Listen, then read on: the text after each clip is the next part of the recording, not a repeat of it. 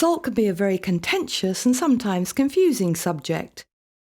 This one is called free-running salt.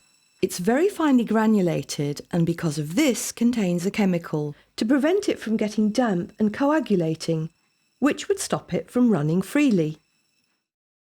What additives do is make the salt sharper, but at the same time its saltiness is slightly diminished. The other type of salt is this, which is pure sea salt flakes with nothing added.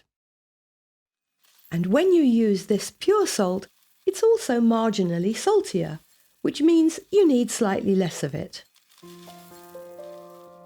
On the dining table, it can be served just like this, and you can use your fingers to crush it.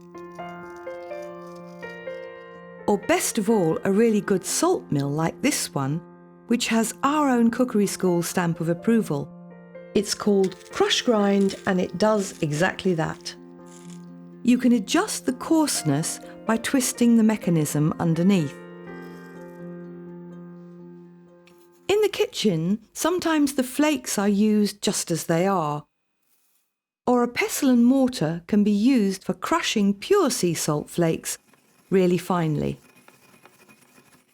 Now we're being advised to eat less salt, but the good news here is that on the scales is the daily recommended amount, which is up to 6 grams per adult per day. So the important point here is when you're cooking at home, you know precisely what amount of salt you're using. The danger here is the hidden salt in processed foods, because they use extra salt to give longer shelf life.